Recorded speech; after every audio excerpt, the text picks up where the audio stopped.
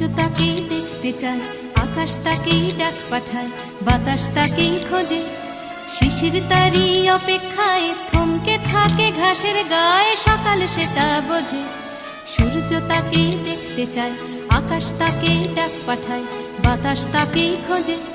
শিশির তারই অপেক্ষায় থমকে থাকে ঘাসের গায়ে, সকাল সেটা বোঝে। অন্তরে তার মাটির টান ঘুমোয় বুকে